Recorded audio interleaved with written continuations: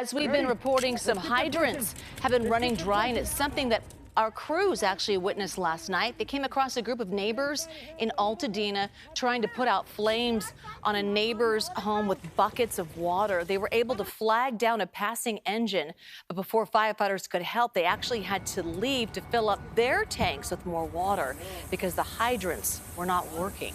Everything north of here, there's just, in the hydrants, they're all dry. So we got to head a little bit south, which is kind of alarming. So we'll be doing something like this and we might run out of water and we got to leave and come back or try and get another rig there.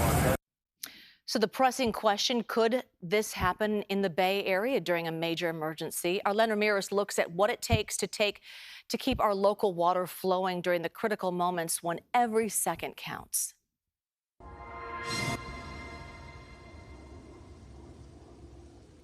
The reports of fire hydrants running out of water in Los Angeles has raised the concerns of many, like Robin Estrada, who wonders if the same could happen in her own San Jose neighborhood. I know this looks like a pretty old fire hydrant, and I know this neighborhood was all built in 1980. So who's to say how updated it is, or if there's things that you need to do if it works? The water supplied to hydrants comes from numerous sources depending on where you live in the Bay Area. It could be municipal or private water retailer supplies, pumped from the ground or stored in tanks on hilltops and gravity fed down to the city. But San Francisco Fire Captain Justin Shore says most systems were not designed to handle the kind of widespread disaster that hit Los Angeles. If you can imagine at your home, and if you and all your neighbors turned on all your faucets all at once, you're going to lose water pressure.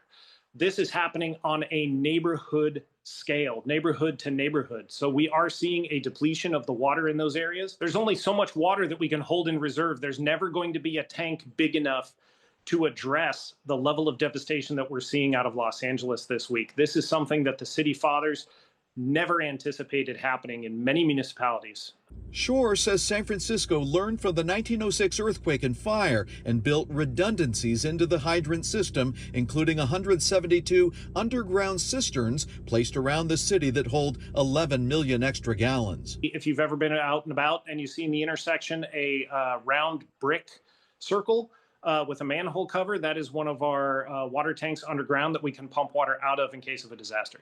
And he says all California cities are on a mutual aid system that in a worst-case scenario will bring in water tenders from the surrounding region to help boost the supply. As for Robin, she's been personally touched by the Palisades fire. Her late grandparents' home is in the neighborhood that burned to the ground and where the hydrants ran down. You just grow up thinking that they're always full of water and they're ready to go, and that wasn't the case in LA, so it makes you wonder how prepared we are here. It is a question that's now become relative, and the answers could be different for a small-scale fire or for the kind of widespread disaster California is now going through.